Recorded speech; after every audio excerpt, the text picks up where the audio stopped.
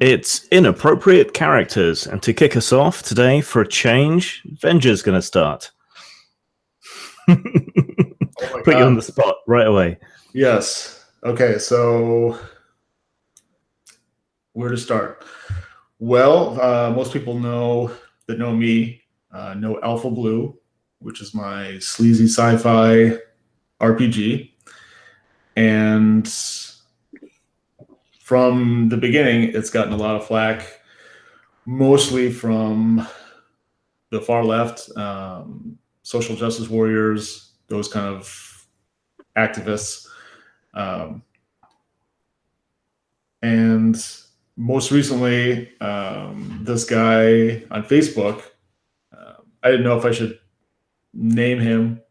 He's the guy behind the Black Hack, David Black. So I guess I decided to name him. I rejoined Facebook because I was originally in Facebook for a number of years under Venture Satanis. But then they changed the rules and you have to be use a real name. So I went back to my real name after a number of years without Facebook because I wanted to find people, ironically, on Roll20, which eventually we'll circle back to in this show. And because it's easy to find people for D&D on Roll20 or Pathfinder or whatever. But those little games, the indie games, the small press games like Alpha Blue, it's nearly impossible unless you really work at it. And I was working at it, put up links, lots of places. But so I rejoined Facebook. And then as soon as I did, the very next day, Mr. Black is commenting on his friends, don't friend this guy. This guy is Venture Satanis, and he's, I don't know, an asshole, an awful person, sexist, and homophobic, all because of this very, very small reference to the movie Waiting. It's a 2005 stoner comedy starring Ryan Reynolds, and they had this little thing called the penis showing game. And that's the kind of thing, I guess, in movies today, there'd be too many people protesting. But I took that and tweaked it a little bit so it was not so outrageously homophobic. But I still got flack from it. And that was enough ammunition in Mr. Black's pouch to go off on me, and then I publicized it. It was brought to my attention that he was doing that, and then I blogged about it, and then I put up a bunch of links. I got flack from all different directions. Some people kept on criticizing Alpha Blue and Snadqua, the penis showing game, and some people were just mad that I brought it up in the first place, or I was airing things out. But really, I think they were just trying to be negative and criticize me without taking any time to research. They just wanted to crap on me or the game. So, but I straightened it out. We went through a whole discussion, and it was like a 50 post thread or something like that. And eventually he took it down. So that's kind of a win. He took down his shitty thread about me and how no one should friend me. And that kind of spilled over into other things.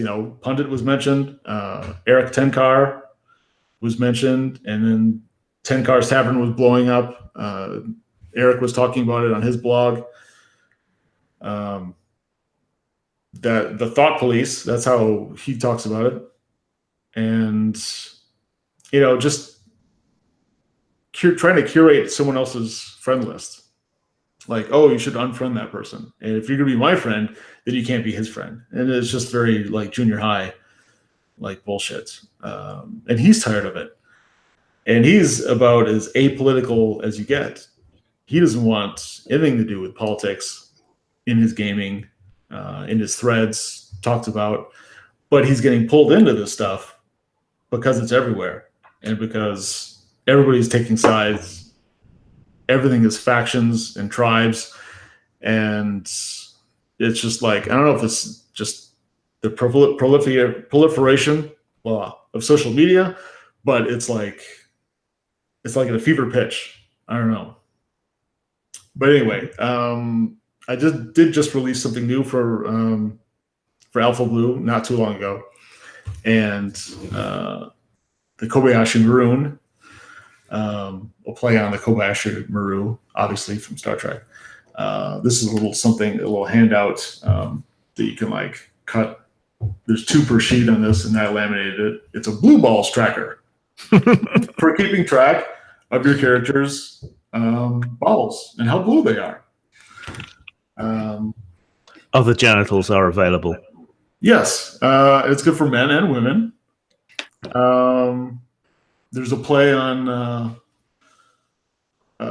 midi-chlorians. They're called filthy chlorians.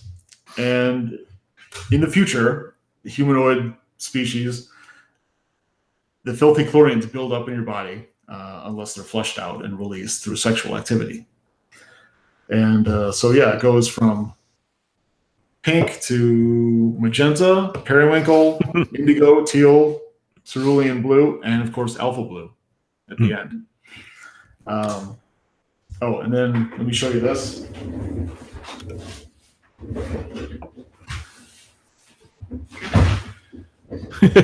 So as you can see, I got one of those giant canvas prints of the cover of Alpha Blue.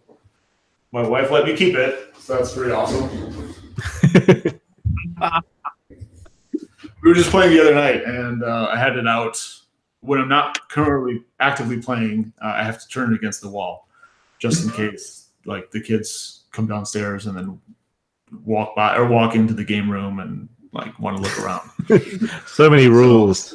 Yeah, there's so many. Yeah, it's called being married. It can suck some of the time, but overall, it's it's worth it. It's just Hang on, go ahead, Pundit. Hello, this is the RPG Pundit, the final boss in Internet Shitlords. Oh, that guy's here? I haven't spoken until now because we've been dedicating the last 10 minutes to Venger's feud with Black here. And let me speak first on behalf of, I believe, my co-host Grim and everybody watching right now, that we're very grateful that you did not show us your penis during this discourse. Oh. No. Sit back down. Didn't want to see the penis. Oh, okay. No. We're very grateful that didn't happen. Anyway, second place. I think it's very funny that your wife is letting you show that poster, but I'm glad for that. Was I supposed to get permission for that? Oh shit. I want to take advantage of this moment to remind all of our viewers that if you want Venger's wife to allow him to have more shows like this more often, then you have to support us on our Patreon page. Go over there, add some Patreon dollars, and we will use those to convince Venger's wife to let us film more than once every couple of weeks. That's right. Patreon-wise, my balls are currently sitting at cerulean blue. And there we go. Pledge $10 more a month, they go down to teal. Actually, no. I mean, someone actually asked how does this work? So, like, if you have sex, like, what happens? I'm like, really? Isn't it obvious? Somebody actually cared to know that. I mean, I'm just. Well, it's a part of the game. I mean, I'm glad he asked if he had a question, but I was like, I kind of thought that was obvious. I don't even know if I put in the rules. Like, I probably did, just because I try to be a completist. But you go back to pink. Bringing us back. Bring us back. If you have sex, you go back to pink. I don't know if that was obvious to everyone else, but you would think so. Seriously, you would think it would happens? be. So, but bring us back to the debate here about the subject of what happened here. You said that Black dropped all of his thread, but did he do that because you had rational discussion with him and reached some kind of a rational accord, and he said, yes, okay, I'm taking it down? Or did he take it down because of some other reasons? Because I remember I saw the thread. I didn't see the thread on Facebook, but I saw the thread on G+. And at that point, there were people, I don't remember if Black himself did it, but there are people in his corner, so to say, that were, calling you a white nationalist or something like that, right? We have now gotten to the point in 2018 where an unrepentant, shameless Hillary voter is being called a Nazi by the extreme left, right? I have no shame. That's it. You clearly do. Well, given that you just show the things you've just shown us that are your products for sale, you clearly do not have any shame. No. So like, and you were talking about Tenkar, and you're right that Tenkar is fairly apolitical, but I know a guy who's even more apolitical, who's Clash Bowley, who is he was my first ever publisher, but he's a completely non-political guy, never posts about politics. And he also happens to be the owner and moderator of the role-playing games community on G+, which is the biggest one about general RPGs, right? I think only the D&D community is bigger there.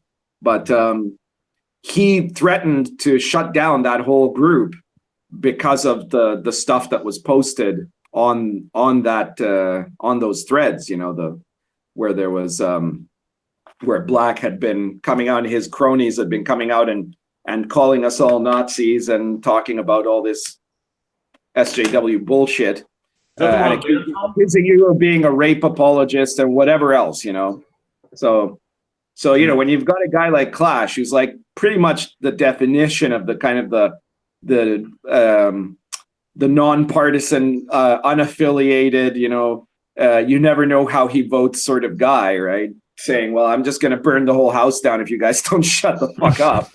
Yeah, but okay.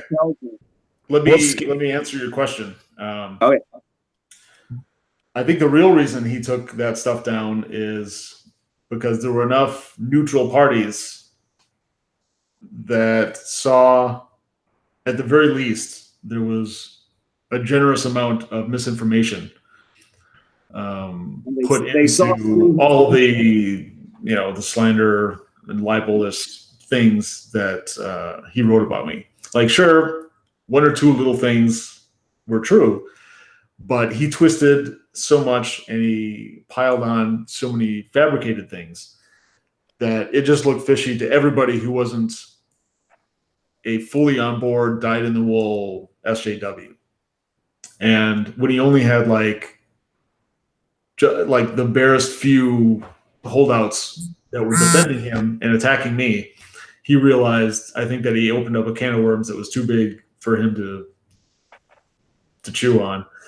And he just was like, decided to cut his losses and take that stuff down. I think it wasn't like we didn't come to terms, and it's not like I won in his mind. He just kind of decided to stop fighting and let it go away, I guess. Because really, I just turned it around and used it for my own publicity because... Yeah, of course. But I think that's interesting because it shows that I think that there's been a kind of change in how things are going in these sorts of situations when they arise. Because I think a year or two ago, there would have been a lot of people who would have ended up just believing all the lies that Black was telling about you, right? And now there's a whole bunch of people, they've seen through this kind of the SJW bullshit so many times that now they're just not buying it. And we've seen that happen in a lot of the recent controversies, including, I think, at least one or two of the other ones we're going to be talking about, right?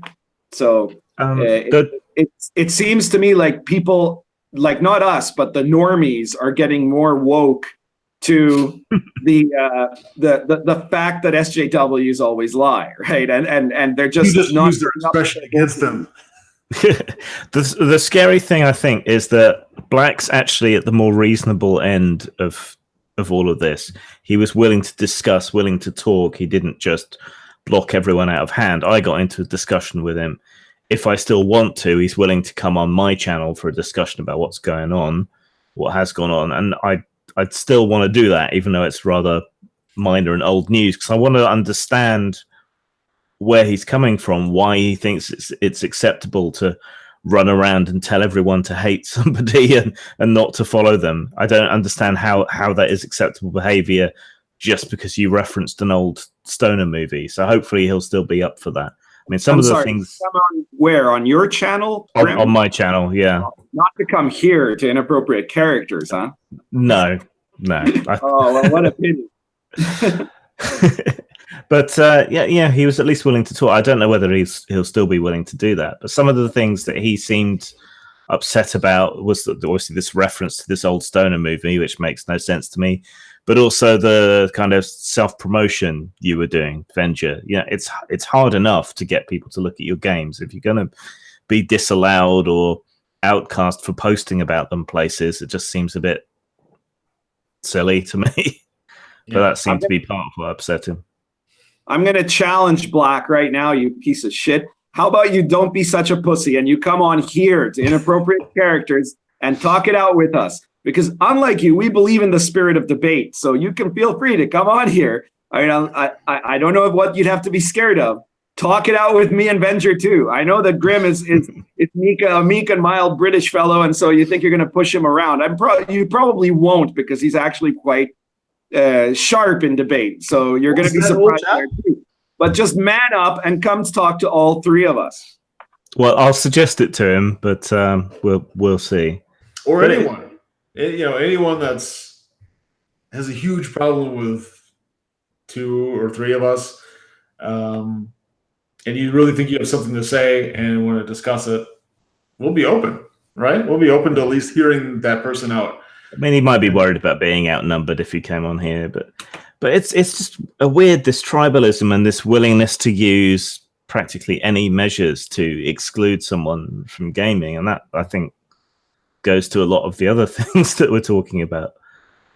All right, listen, if Black was afraid of being outnumbered, we could set up rules, or him or any other. If you're somebody, one of these leftists, you want to come and talk about these topics and present a different view than ours, we will be glad to set up certain rules. We can have, like, Grim, who is we all agree is the most moderate of us, will be the one who can be a kind of moderator. We can set time limits for speaking and not interrupting each other. So you'd have your chance to have your say. You have to give us our chance to have our say. Grim would be the timekeeper, and he'd be the one that would call foul if any of us broke the rules. So we can talk about that. You don't have to worry that we're going to gang up on you. You just have to worry that we're going to kick your ass rhetorically. And any time that Pundit actually comes up with a good point, I will show my penis. No. We want them to come here. We don't want to scare them away. Softball game. Possibly get us kicked off of YouTube. Yeah, I would really hope that you're. I don't think you quite understand how this whole thing works here, But yeah, this tribalism and keeping people out. I mean, there was what's his name? Mercer, is it? Matthew Mercer. Yeah. He did something recently, didn't he? You know most about this, I think, Pundit. Do you want to sketch out the situation? Yeah, of course.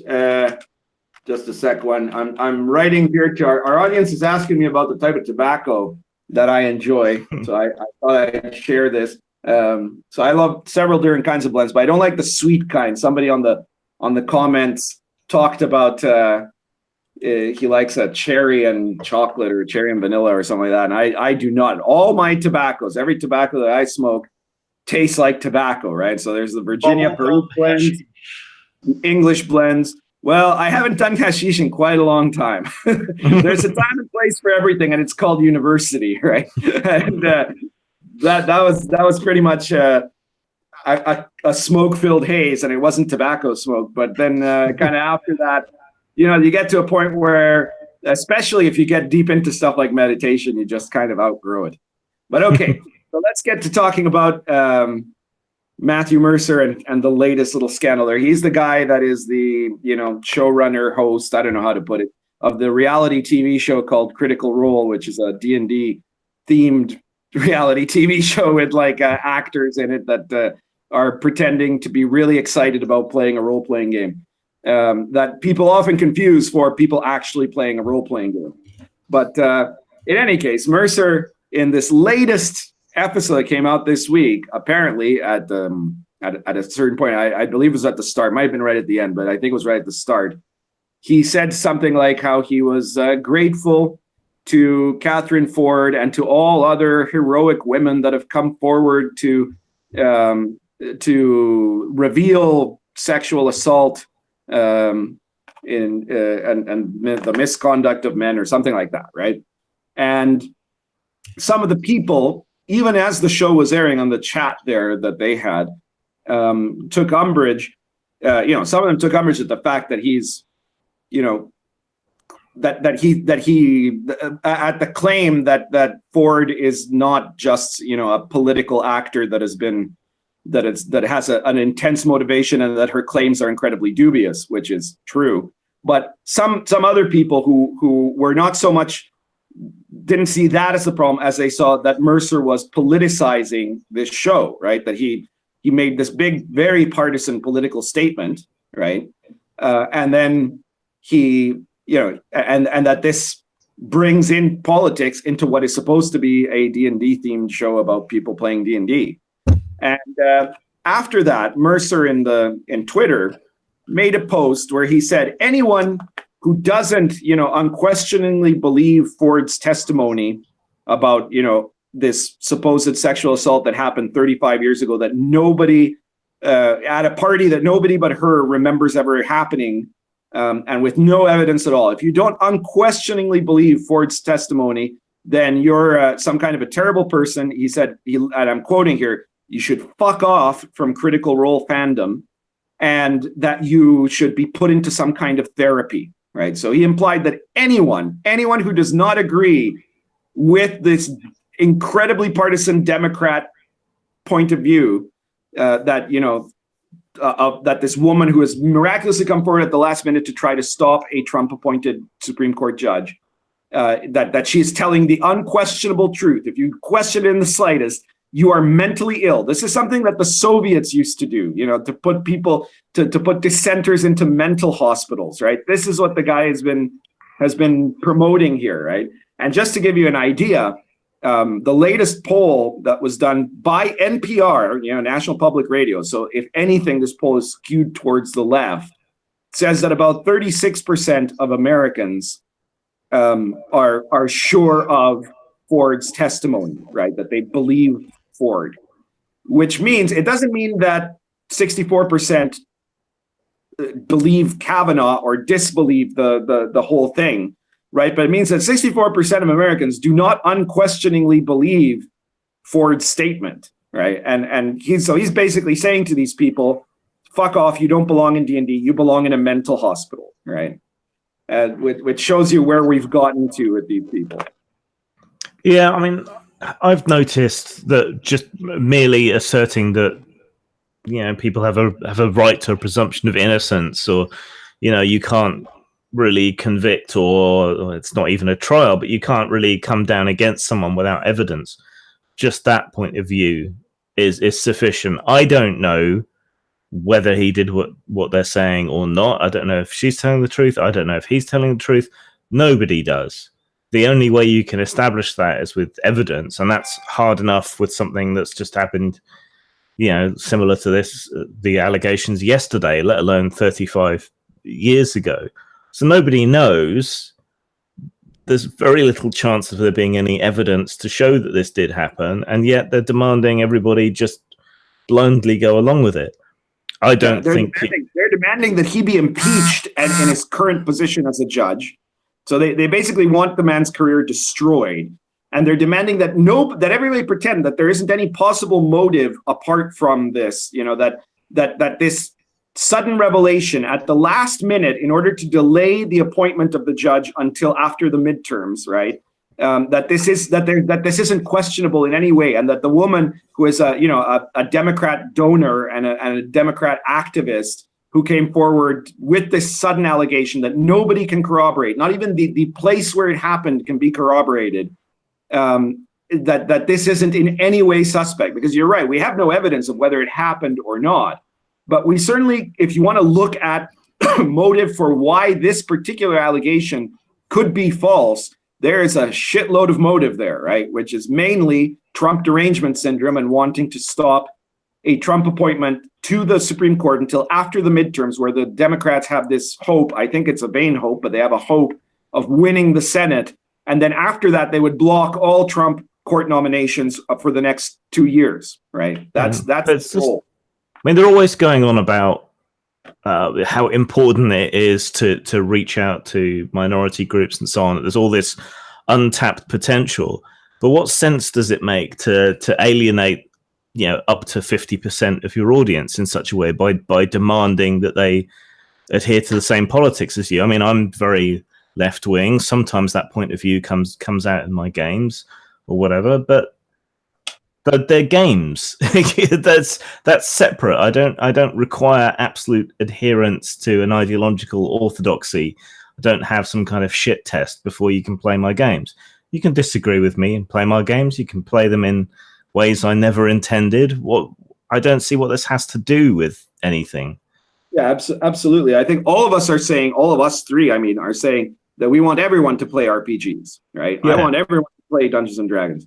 But here's Mercer, this piece of shit that is telling, possibly up to 64% of gamers to go fuck themselves and to not play anymore and to be kept out, who was just weeks ago, he proudly said that he's muted me. So, but weeks ago, he responded to D&D Gate by saying, oh, these are just a bunch of gatekeepers. Well, we're the ones saying that anyone can play. He's the one telling at least half the country, you shouldn't be playing D&D. You should be in a mental asylum, Well, that poll that you referenced, I'm sure the general gaming public is probably more than 50%, right? What would you say? Somewhere between 60 and 70% are left-leaning.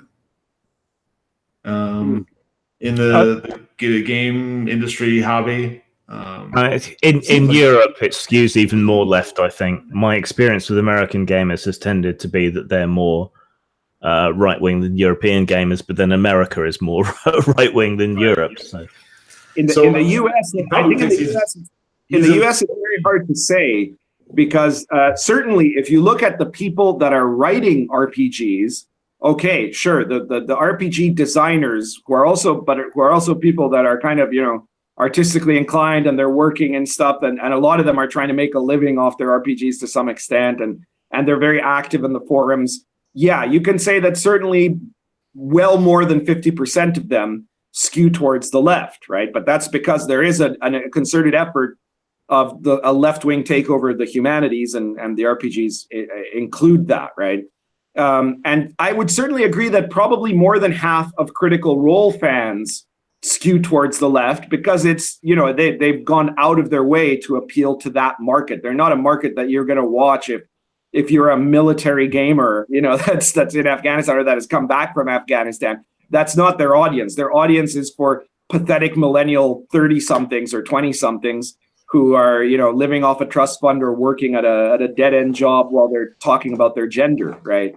But I think that there's this large, in terms of people who actually play, there's a large number of people who actually play who are, not those sorts of people. They're not, part of the left-wing freakazoids from the Portland, Seattle, San Francisco triangle, right?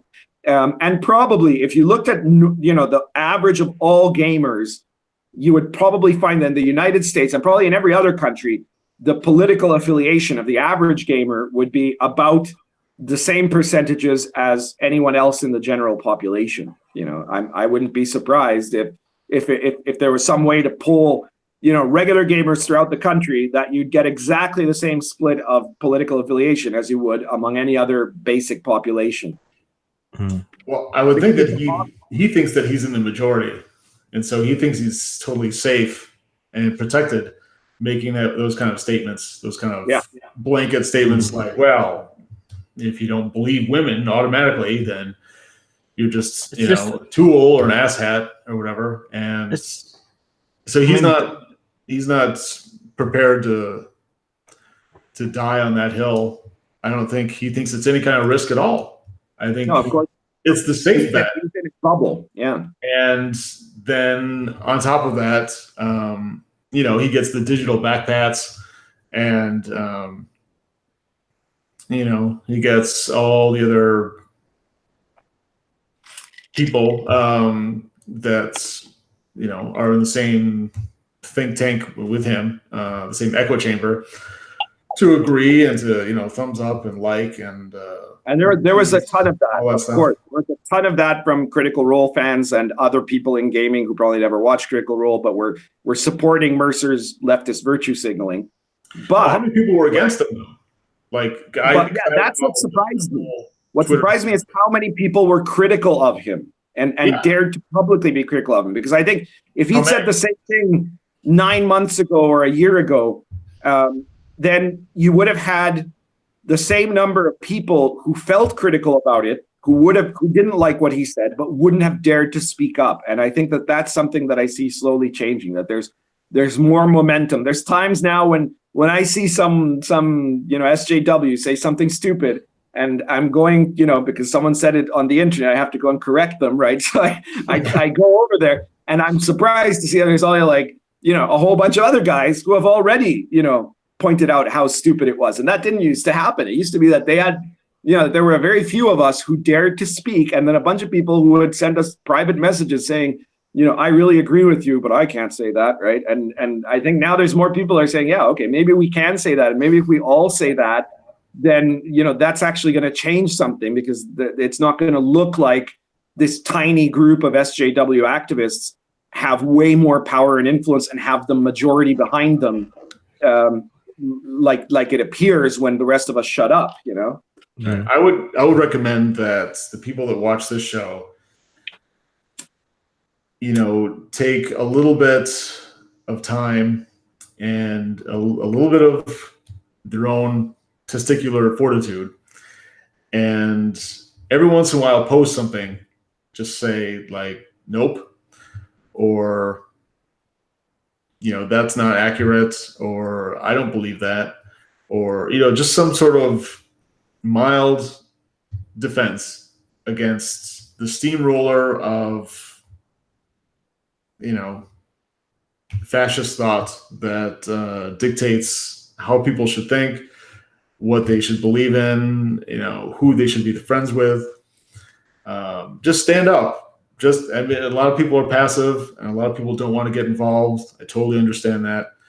But every once in a while, you just got to say, to hell with it, and you got to stand up, and you got to be like, no. Yeah. No. And you don't have... not going to agree with that. I'm not going to just blindly, click onto some other feed or some other person talking or some other blog post. I'm going to say that's bullshit. Yeah, and you don't have to be super confrontational or whatever. You can just say your piece and then mute the thread or whatever. It's fine. Other people will come to your defense, and you're not alone. And it helps you get the ball rolling. So I encourage everybody, all of our listeners, and everybody out there that hears this, to every once in a while, if not all the time, do that. It needs to happen. You especially have a duty to do this. Line, and if you keep crossing it, you're gonna get some resistance. Resistance. You especially have a duty to do this if you identify as a Democrat or somebody on the left, okay? Because these people are claiming to speak for the entire left wing, all right? And here we have 3 people in this show, 3 hosts, of which only one of them has given up and abandoned the left completely, which is me, right? And the other 2 have hope. Give these people hope. These are like, the poster child in the Somalian wars or something like that, right? Like, bring back hope to Venger and Grimm. Let them see that there are other people on the left that still actually don't believe the SJW bullshit, right? Who still adhere to actual left-wing values. That would be nice. I mean, if you wear a MAGA hat, you're going to speak up. There's no question. But the people we really need speaking up now are moderates, right? But if you don't think, okay, just because these guys are part of my tribe or my team means that I should just shut up and let them say these extreme and radical things. Because believe me, when somebody on my team says something that is extreme and radical about, you know, anti-Semitism, or that they're you know, anti-minority. They speak out, you know, they say something racist. I'm going to call them out on that. I've called out a bunch of anti-Semites all over the internet. I've called out a bunch of people who said, no, we've got to stand. We can't criticize, you know, people that are on the alt-right because they're, you know, we've got to unite the right. No, that's bullshit. These guys are fucking Nazis, right? You call them out. And we do that with our extremists. You have to do that with your extremists. When you see somebody on Twitter or on G Plus or on Facebook who has, you know, I don't know, a pussy hat icon or whatever that says, oh, kill all white people, you need to say something, because those people are just as disgusting as the people who, you know, support you know, Richard Spencer, right? And if you're not shutting down the extremists on your own side, then you're going to let them take over your side. That's right. The extremists will eventually take over because they're the loudest and the most active, and they cause the most fear in people listening. The people don't want to get involved. They don't want to fight back because they're, you know, afraid of reprisal or being shouted down or being vilified or slandered or whatever. So yeah, those extremists will eventually take over, if just like the weeds. If you don't do anything about the small weeds that are coming up in your yard, then eventually the weeds will take over and it'll kill your grass, and then you'll just have a whole yard full of weeds and you're fucked. Yeah, I guess our theme tonight is kind of gatekeeping, and it's ironic because it's coming from people who've accused people like Pundit of gatekeeping, and yet they're explicitly saying, if you don't have the same politics as me, if you don't have the same taste as me, if you don't interpret the game in the same way as me, then you're not allowed. And I think the most egregious and powerful example of that is what happened with Jeremy Hambley at Gen Con. You know, he was attacked by someone over his views outside of Gen Con, but during the event. And now that's continued to roll on. And now he's been banned. Jeremy, the victim of the attack, has been banned from attending Gen Con and any other conventions held by that organization. So is his attacker, but still, it's... Like I said, I did a video about this recently on my channel. And you can bet any amount of money that within a year or two, because both of them were suspended indefinitely, right? Within 2 years, if not next year, Matt Loader, that piece of shit, right, is going to walk into Gen Con and nobody's going to stop him, right? Whereas Hambley will be banned forever or until Gen Con goes broke because of how woke they are, you know? Yeah. But that's another example of gatekeeping. I mean, I don't agree with Hambley's negative views to the extent that he expressed them about cosplayers and so on. I like sexy women. What can I say? But yeah, but he's conservative. But so what? He shouldn't be banned, and certainly not off the back of being attacked. For the most part, I started listening to Jeremy Hambley just before Gen Con, and I liked a lot of what he said.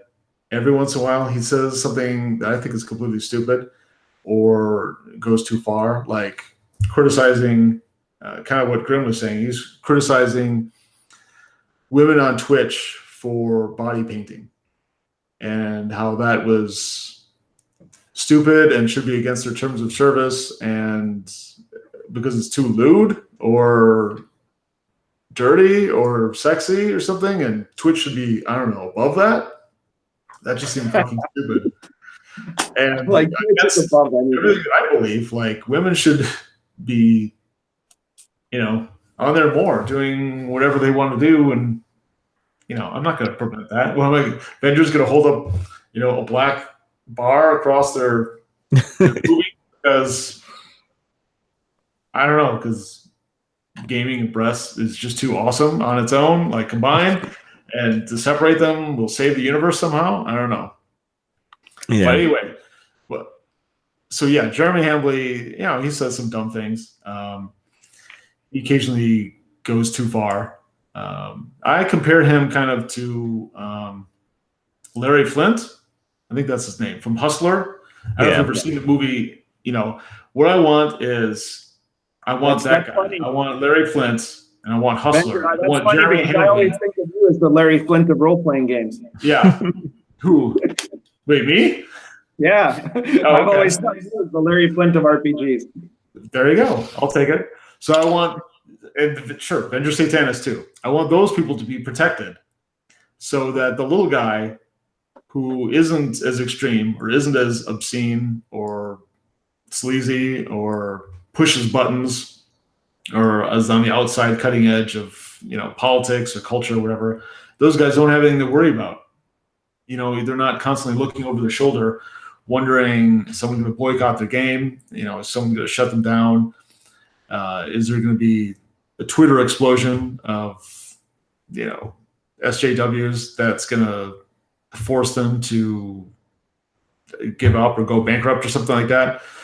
If it's okay for us to, on the kind of the extreme edge, if we're okay and nobody's going to hassle us, then everybody else can kind of relax and not be too bothered, not be paranoid about, what's going to come. They don't have to second guess like, oh, this is kind of racy. Should I put this in my game? I don't want a whole outrage mob to someone stick that on me. Exactly, so maybe I won't. Maybe I'll censor myself.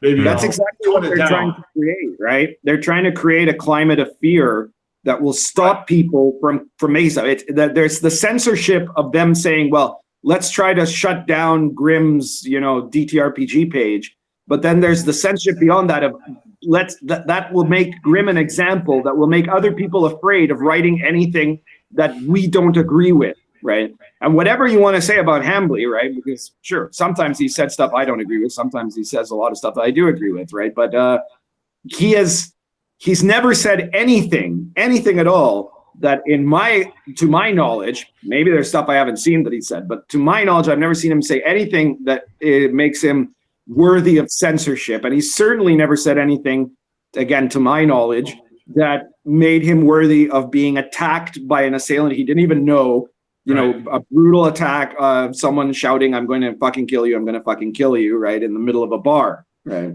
So, and he definitely isn't worthy of Gen Con then punishing the person who was attacked. It's like I said in my video, if Jeremy Hambly was actually Jermina Hambly, the feminist blogger, then, and somebody had come up to her and had just said some mean words, right? Yeah. Then the guy who said the mean words would be banned for life. And if Gen Con had banned Jermina Hambly, feminist blogger, for life at the same time, there would be an outcry that would just, deafen the internet, right? Of people that would be calling for the heads of everybody involved in Gen Con for having punished the victim of an assault, right? A verbal assault, right? Whereas this guy suffers a physical assault and they ban him. And you have SJWs all over the place cheering this as though this is great and good. And the message that they've sent by doing this in Gen Con is from now on, if you want someone to never be able to go to Gen Con again, all you have to do is assault them, right?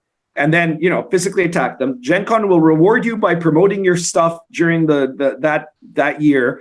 Then they'll give you a light suspension and then you'll be back. That's the message here. Nobody in Gen Con who isn't Antifa is safe now, because if you disagree with any amount of virtue signaling, then you can be physically assaulted in Gen Con. Yeah. So they'll come after you on social media and try to make people not befriend you, and will talk smack about you. They'll get you barred from conventions. So, we've got that covered. Then there's the new gaming platforms like Roll20. There's issues there as well. Don't be white or male. If you're white and male, you're probably not safe at Gen Con, and you're not wanted as a customer on Roll20, I guess. Based on Nolan T. Jones and his asshat philosophy of diversity and inclusion first, and actually catering to your real customers and your base second or third, or not at all. Yeah. So what happened there was there was a YouTube. They were trying to do a Twitch or whatever, a Roll20 show with 5 of the biggest names in that sort of genre. And the people at Roll20 told him, we don't want, another show with 5 white guys, right? So that's the thing that matters, right? How the hell is that the thing that matters, Because like, what's the point? It's stupid from a point of view of them as a business, right? It's get woke, go broke, in action.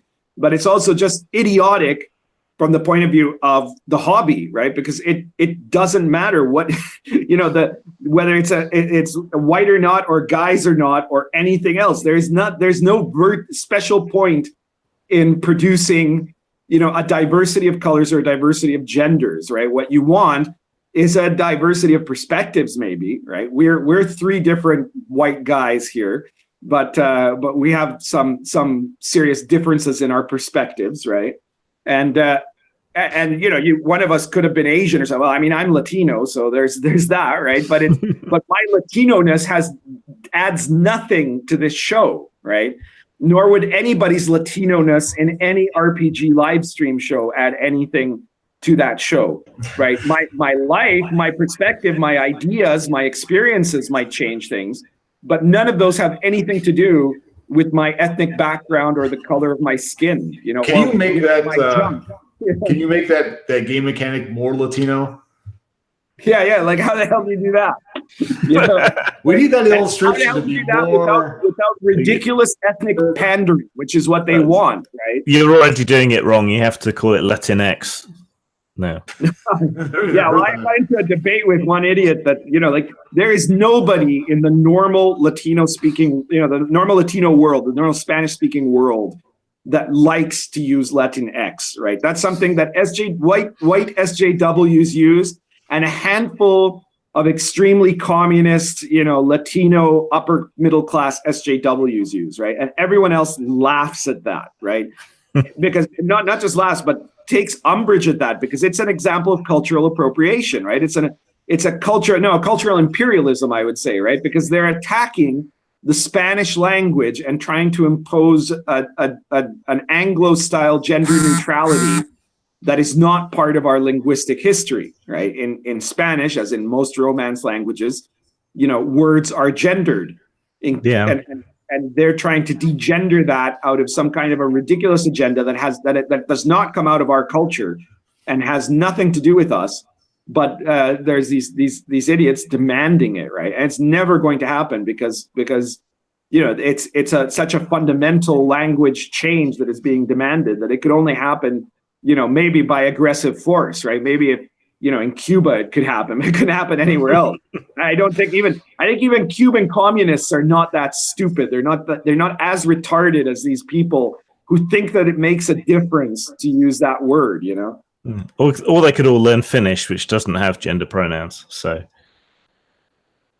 yeah, that's another possibility. So, all this, the 5 white guys. So, if the people that are listening to this that don't know about that, there's a bunch of videos that just came out about it. I learned it first from Jeremy Hambley's video, but then I also saw, I think, Dawn Forged cast, and then another one of those same 5 white guys.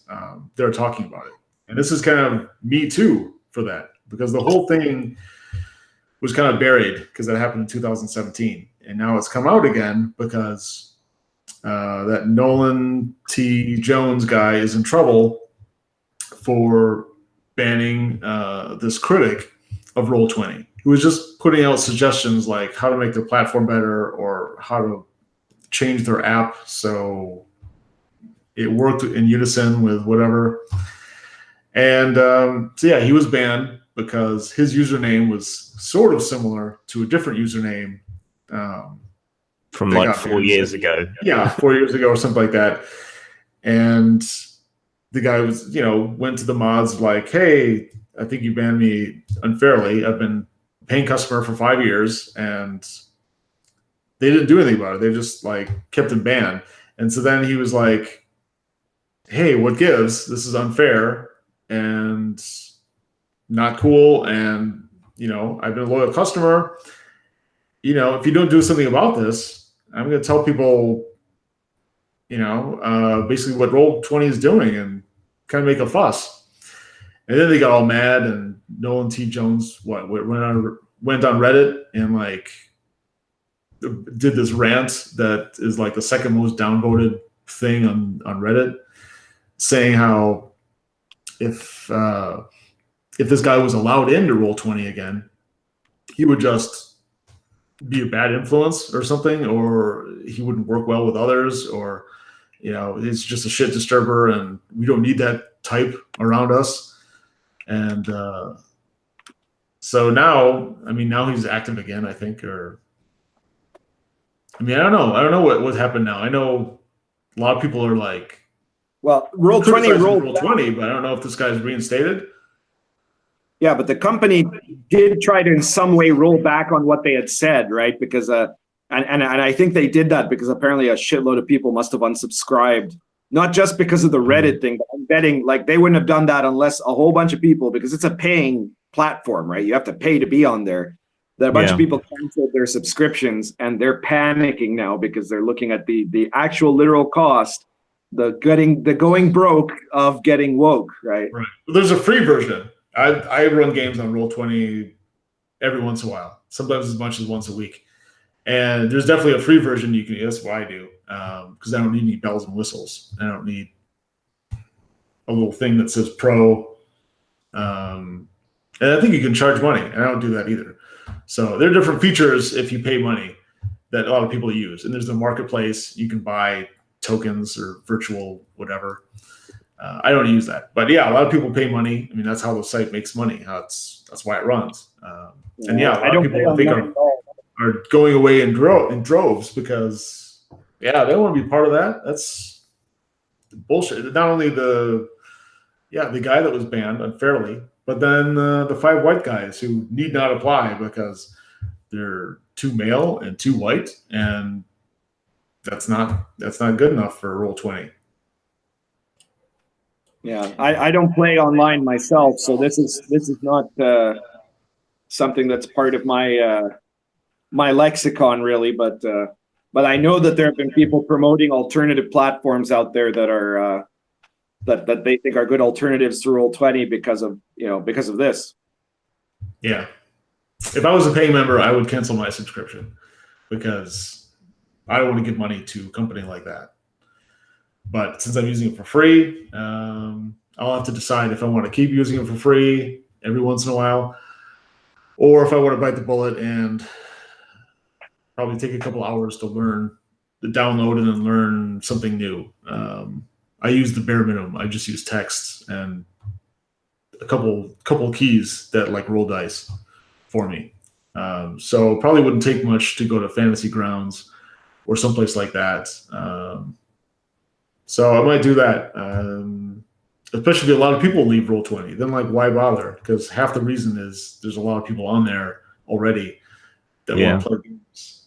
And I'm looking for recommendations too, because I want to start running some games online, because I only ever get to meet up with my tabletop group about every month and a half, and that's not enough. So if anyone out there has any recommendations for good sites to use and so on, do let us know, and maybe we'll check them out and do a review or something. I have a question. Yes, I have a question for our audience real quick. If anybody is interested in some episode in the near future, probably before 2019, if anyone is interested in watching the three of us, because we have the setup right here, watching us role play for an hour. Hey, we didn't talk about this. If we can beat Pundit into submission. On principle. I will make Pundit roll dice, and regardless of his character's backstory, his race, his class, what weapon he's carrying, whether his character hurt his back earlier that day, it'll be pointless. Whatever the result is, if he rolls a 3, then he chokes on a gummy bear, and that's it. He dies. Who doesn't want to see that?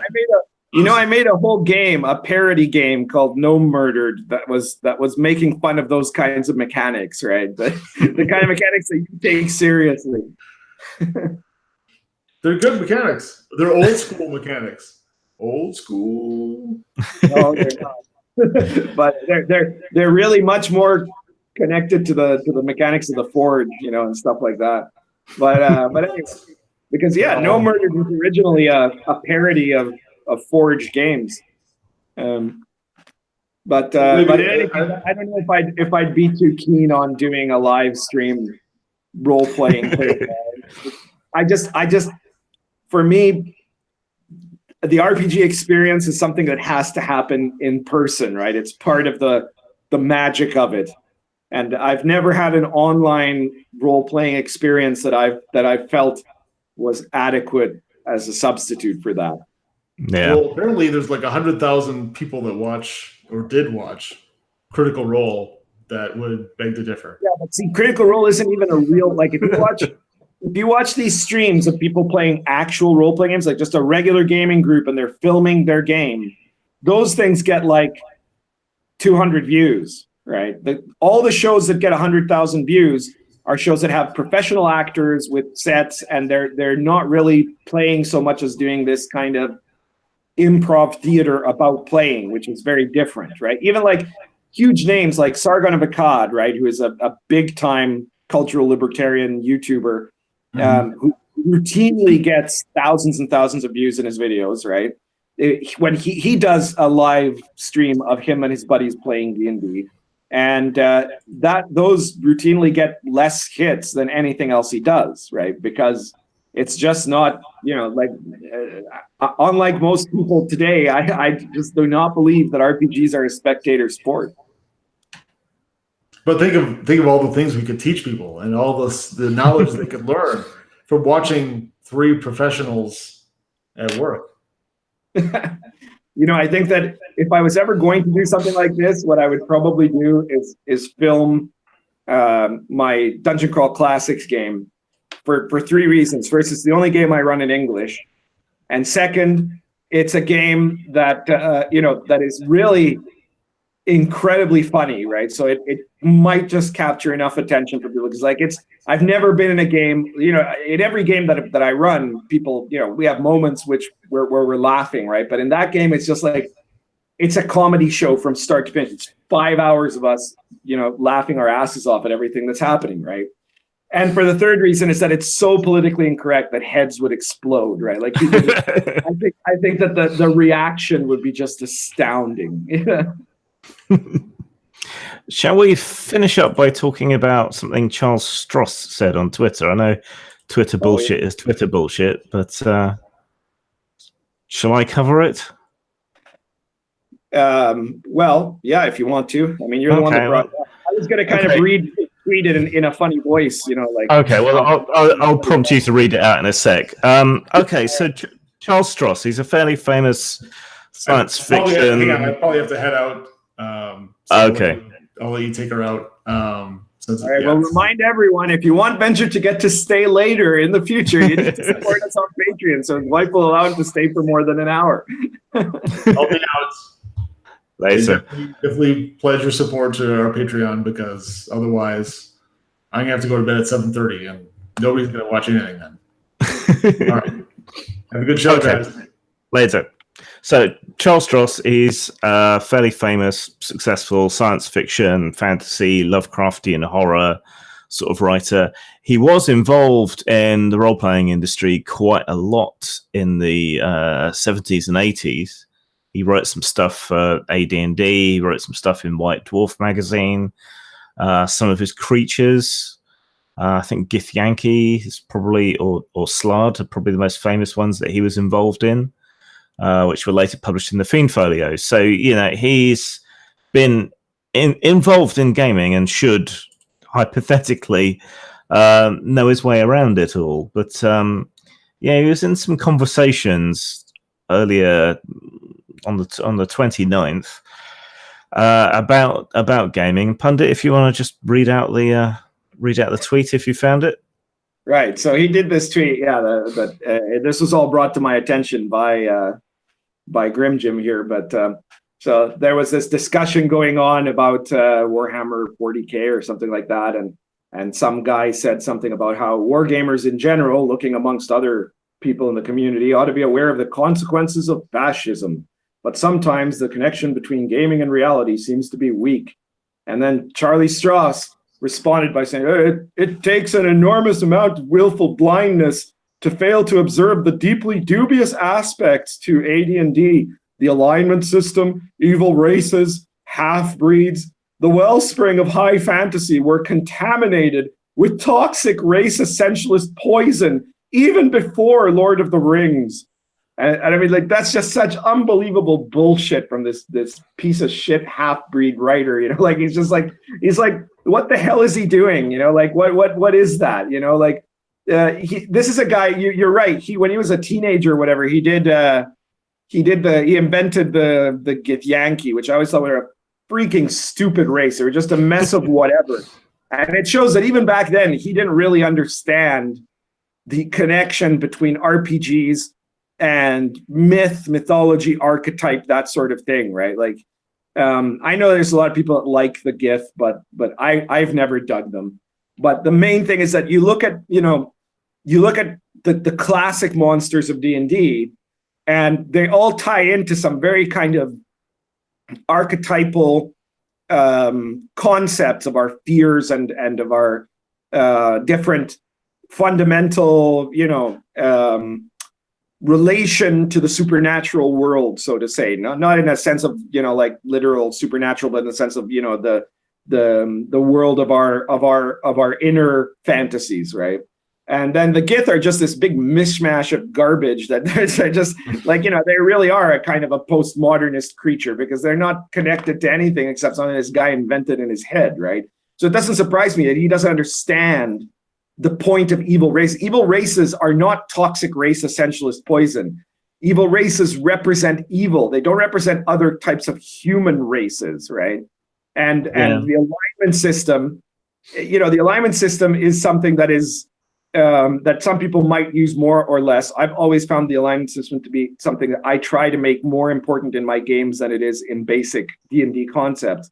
But it's something, because what you're doing in an RPG, and especially in a fantasy RPG, in a game like Dungeons and Dragons, is recreating not literature, right, but a mythological conception of a struggle between good versus evil, right? And we've gotten to the point now where we're like, people are teaching their kids from the start, oh, there's no such thing as evil, right? And that's an incredibly dangerous thing to do, right? Because we need to, because if you teach that there's no such thing as evil, there's also no such thing as good, right? There's just everybody doing stupid shit, right? And while it's true that the world is much more complex than good versus evil, we need to start with this kind of Platonic ideal of good versus evil, or law versus chaos, for us to bring order into our world, and for us to understand, yes, in real life, not in RPGs, there's all of these degrees of complexity to everything everyone does, right?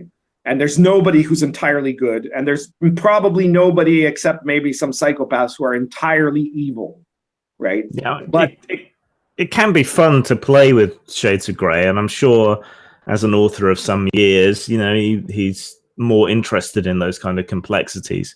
But there's also nothing wrong with exploring a fantastical world which has genuine metaphysical good and evil in it, and that says absolutely nothing about the real world. It's not just that there's nothing wrong with it, it's that there's something fundamentally important about it, right? It's the same reason that myths and legends, that like religious stories in a culture are very important, is because they create this basis of these landmarks from which we can determine our own character and our own behavior, right? We can never reach that perfection of goodness or what have you, but we can understand those as positions for us to take, for us to say, yeah, there are some things, some actions that are better to take than others, right? And we always have a choice in our lives which way we take it. And it's very important, I think, to be able to present that. And it's not that it doesn't say anything about the real world. What it says about the real world is we have to be able to work through these things in myth, so that we can try to be able to do the right thing in the real world. And so we can create a society in our real world where we have certain standards, right? I think that Strauss, it's not just because he's an experienced writer that he doesn't care about this stuff. It's because he's fundamentally a rotten postmodernist to the core that believes in nothing, right? He's a nihilist, right? As most people who try to present this entirely relativist view of the world is. And it's stuff like this. It's the fact that we've taught a generation of children that there's no such thing as good and bad, that now we have millennials campaigning to the government in order to impose censorship, right? To limit our rights to speech, or defending the mutilation, the genital mutilation of little girls as a cultural value that we can't judge because, the evil white West is bad too, or something like that. And so we, if there are immigrant communities in the West that are secretly, defacing the genitals of young female children, then we can't say that's bad. It might even be feminist because somehow it's empowering to them in their culture. And, these kind of lies that distort everything, right? That allow atrocities to happen. See, I think I would probably end up disagreeing with both you and Strauss, because you're both talking about the importance of fiction and how it relates to reality. He's saying, these concepts of fantasy races and so on, and good and evil are dangerous. You're saying some of these concepts, good and evil and so on, are good. I would say, that this is fiction, and both of you are probably taking it too seriously. Stories can be powerful, they can be affecting, but stories are the basis of our entire culture. Yeah, right? but stories, not just any stories. But they don't. The basis of our entire culture. Yeah, I'd say they don't like remote control people. They don't take you over. The memes aren't that powerful, aren't that strong. And this is something that I think Strauss should know if he's been involved in gaming, if he's been involved in science fiction and fantasy, because he's been through the moral panics. And I see him, and I see Monty Cook, and I see others who are far too willing these days to jump on board with the idea that games can be massively affecting, that they need to conform to certain political points of view, and certain things are verboten and cannot be examined even in fiction. And that worries me. That's where a lot of this pressure to censor and control seems to be coming from accepting the idea that we used to reject when it was evangelical preachers wanting to burn monster manuals. That's absolutely. But the motive behind it is this fundamental hatred of myth that is something that you see over and over again in the postmodernist mentality, right? Because and they completely twist around the way D&D actually works in order to create this false narrative that, D&D is about, like a D&D game is about a bunch of white nationalists that are going around killing orcs, which are really meant to be black people or something like that, right? Like that's an unbelievably twisted perspective of what a D&D game actually looks like. Because in a D&D game, what you usually have is a group of characters who come from different races, right? There's elves and dwarves and humans and halflings, different, ethnic groups within the setting, and who belong to different classes. So you have the knight, and then you have the kind of like the wily peasant thief or whatever, right? And that they're all coming together. All these diverse people are coming together, usually to defend some kind of helpless people, right? To go to the borderland and help the peasants against these goblinoids that are trying to just pass over and destroy everything, right? So there are people that are trying to protect. There are good games where you play evil characters or whatever, but the default model of D&D is that you're heroes that are, working in part to protect civilization, and specifically to protect the vulnerable people of civilization, because you're strong characters that are fighting to protect zero-level peasants against orcish invasions, and stuff like that, right? So it's it's all about protecting the defenseless, right? Yeah, I mean, stories can impart good things, good knowledge, all of these kind of things. It's just I would just put the brakes on and go, whoa, Nelly, if you don't want to be saying that these things are that powerful and that affecting, because then you're giving people ammunition to attack you with. That's where my main concern lies, I think.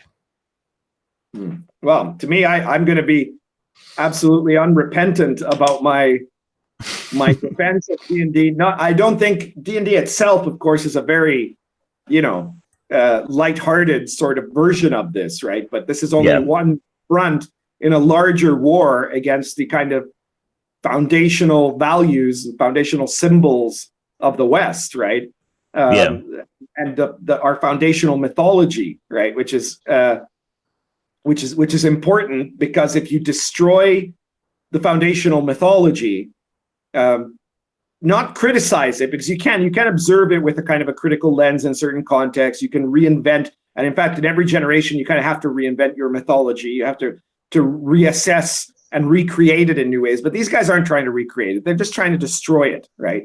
And when you destroy it, then what you have is generations of people who have no values at all. They have no moral center. They have no moral compass, because they don't have a north or a south to point to, right?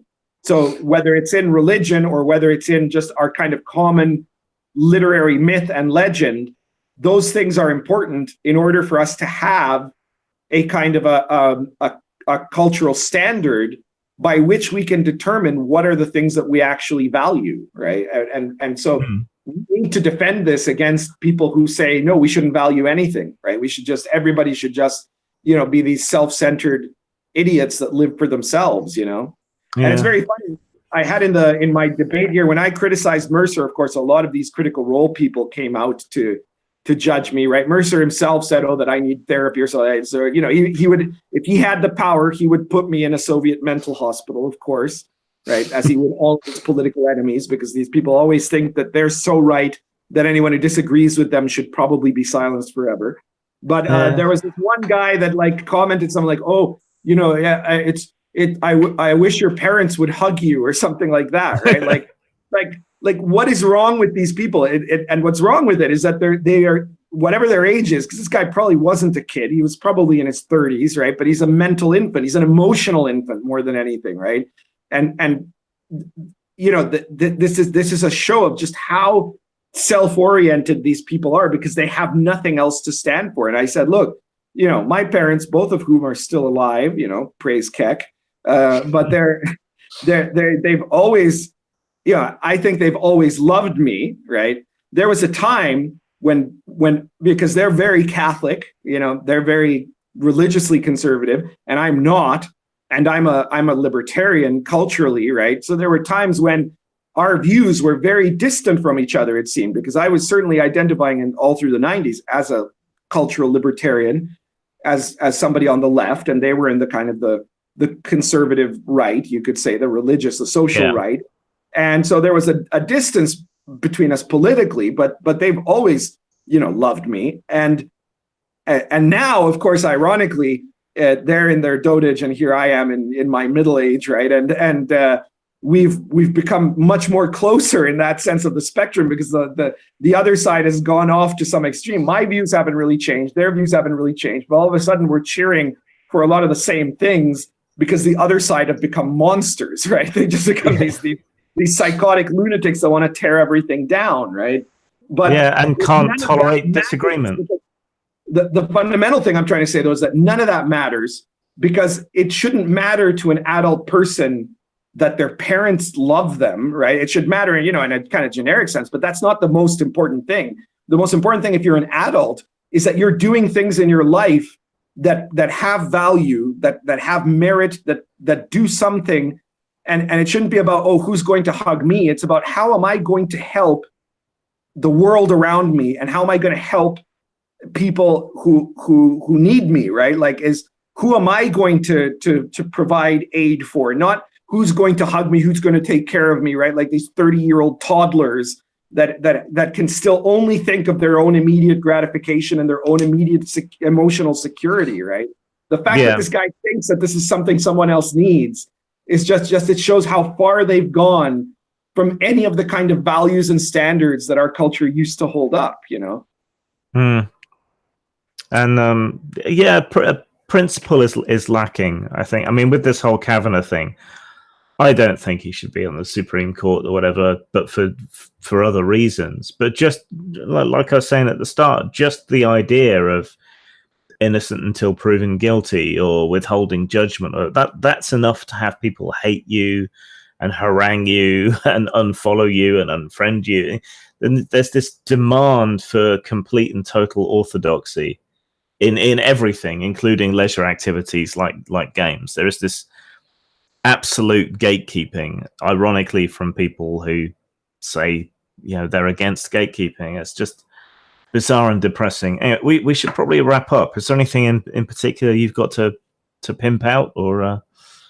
Well, no, nothing more, nothing really in particular. We're back doing, after a 2-week hiatus because the publisher had some computer problems. We're publishing the RPG Pundit Presents series, and every week there's new stuff for either for Lion and Dragon or Dark Albion, or for Gonzo OSR Gaming, inspired by my Last Sun campaign. And of course, keep checking out my YouTube channel, which I wanted to thank everybody who's been subscribing to that.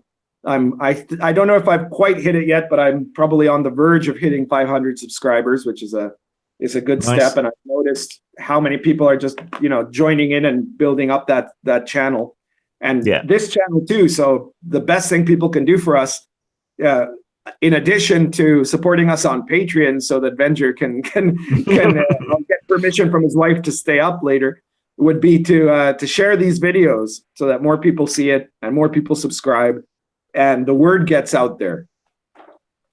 Yeah.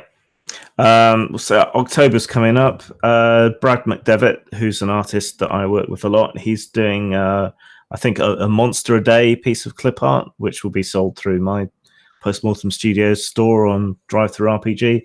I'll probably be blogging monsters and things throughout October as well, horror themed stuff, so keep an eye out for that. I think that about covers it for us all, doesn't it? Yeah, I think all so. Right. And it's a good show, and I want to thank everybody who came on to chat during our stream. It's a bit hard for us to keep track of it, but maybe we'll do another chat-in show or something. Yeah, we should in the future. At some point we could do a kind of a Q&A sort of thing. Yeah. We'll think about that either for the next episode or the one after. But we'll see you all later, and please do share the video around. Yeah, currently smoking Mastro de Paya Rhodesian plus Image Virginia, tobacco that tastes like tobacco. And I'm just smoking. All right, good night all. I want to say before you cut it off, we have managed to have a successful show tonight without Venger showing us his penis. I consider that a great thing. That's a win for everybody. Everybody, yeah. I think everybody left and right, we can all agree on that one. Does he dress left or right? Right. We're going. Bye. Bye-bye.